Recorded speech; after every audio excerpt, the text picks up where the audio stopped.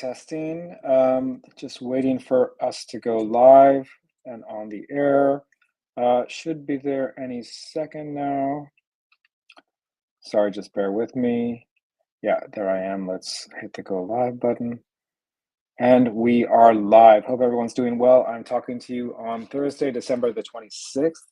And today I really want to talk about some of the basics. I want us to think about what it means to go back to basics. Now, for different people, those words, going back to basics, will mean different things. Why, first of all, why am I talking about this now? I think it's important to understand just what I'm seeing around me is that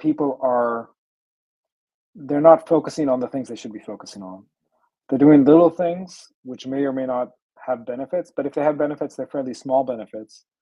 And they're forgetting the most bang for your buck, right? Don't forget the 80-20 rule. I know these are all cliches, and I don't usually like these cliches, but there's an element of truth in there. So when we talk about the 80-20 rule, what do we mean? We mean that we can get, 80% of the results can come from doing 20% of the things. Think about it in those terms only for right now, right? So how are we going to get those 80% of the results, right? For me, there are really three things that stand out to getting those 80% of the results. Number one, when it comes to food, I see people really going off the deep end this holiday season, but I see people also like not making the wisest choices, but thinking that they are. That's the dangerous part, right? So for me, the easiest thing is just prioritize the protein. Prioritize the animal protein. If you're a vegetarian, prioritize cheese and yogurt and so on. If you can eat eggs, include eggs. It's not rocket science here. Prioritizing protein just means prioritizing the foods that are going to actually help us through the day. Now, what does that mean? It means anytime you open your mouth, there has to be some protein in that food. There has to. Okay. You don't open your mouth, you don't eat anything unless there's protein there. It also means if you're having a meal, a big proper meal, it means that you're eating the protein first. The food order actually means something, is actually important. So by eating that protein first, we're going to fill up on that protein. We're not going to fill up on other things. And there's other things going on that I won't get into here with the science of incretins, they're called, and so on, GLP-1 and other hormones that are made in the body that will get activated better in a more healthy way when we prioritize the protein first, right? So making sure we do that for the purposes of satiety. There's also metabolic things going on. Again, whenever you open your mouth, anything, cheese is fine for me, eggs, meat, fish, anything that you like. There are targets that you can look up based on your body weight and so on, but just prioritizing protein is the first thing I want to say. The second thing that I think is super important is to be prioritizing sleep, right? Now, in the holiday season, a lot of us aren't able to prioritize sleep or just aren't prioritizing sleep. I went to a midnight mass service on Christmas Eve. I'm talking to you 2 days after Christmas Eve. And so that did impact my sleep. There's no question about it. It impacted sleep timing and so on. That's fine. And all those things are going to happen. But there are things we can do, including supplements, that can be useful. Now, before we get to supplements, the most important thing is to have your routines down, right? So what is your bedtime routine? What is your morning routine? How are you sleeping? How are you getting up? How are you getting sunlight in your eyes soon after you wake up, if it's at all possible? If you're too far north at this time of year, it may not be possible. But if you can get some sunshine in your eyes to really set those circadian rhythms, that's going to be super helpful.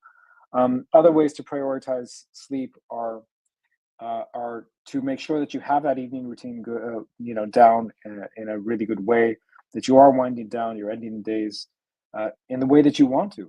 How would you like to end your day? How would you like to start your day? What role would you like devices to play in that, if any? Making these decisions deliberately. If your decision is, I'm going to sleep with the phone on and next to me, that's fine, but let it be a conscious decision. Don't make these decisions unconsciously. And then evaluate, is whatever you're doing, is that working, or do you need to do things? Now, when we get to a certain age, what I'm finding, I'm here in Washington, D.C., visiting my parents. I see that when we get to a certain age, we tend to, and talking to my parents, talking to their friends, we might need some supplementation as well. So my go-to supplement for sleep is some form of magnesium. Magnesium glycinate, magnesium threonate are the two that are sort of come to mind. There may be other forms of magnesium that could also be helpful. But also melatonin. Melatonin is a hormone that is made by the body. There's nothing wrong with melatonin. Melatonin supplementation is one of the safest things that have been studied, as far as I know. Small doses, like what I find in the US is that the dose is too big. People are taking like 12 grams or something. 5 grams of melatonin is enough to help with jet lag. It's enough to help with some sleep issues and so on. And there may be other supplements too that may be useful, but those are the two that really come to mind for making sure that we're getting through the night in a good way. The third thing that comes to mind when I'm talking about resetting and sort of just getting back to basics for January are finding ways to de-stress, right? So what does that mean? I mean, stress can come in all different kinds of forms, right? We put our bodies through all kinds of stress. Every time you eat a meal, you're putting your body through stress. Every time you exercise, you're putting your body through stress. Of course, you have to eat, and of course, you have to exercise, or you should exercise at least sometimes if you can, right? So that doesn't mean that those stresses are bad, but we need to find ways to decompress, right? And for most of my clients, that's physical. So we can talk about exercise as a form of decompression. We can talk about things like breath work as a physical tool we can use to help to de-stress. But it's also mental and emotional, right? So the more I do this work, the more I find that tools like journaling, that tools like meditation, like a longer form of just maybe a guided meditation, these can be super powerful tools in some people for ensuring that you're de-stressing properly, right? You got to figure out what works for you and figure out a plan to keep that going, to implement it, and so on, right? So let me know let me know in the comments which of these three basics do you think is your biggest opportunity for improvement in 2025? Are you going to prioritize protein? Are you going to prioritize sleep? Are you going to find ways to de-stress? Share, comment, like this video, all that good stuff. If you're up for really kicking it into high gear next year, I'm looking for people to work with me starting in January. It's going to be an amazing group session. I'm sure we're going to make a lot of progress. If you're ready for that, you can always find a way to contact me. The link is below, or you can check if you're watching this on Instagram. You can go to my bio.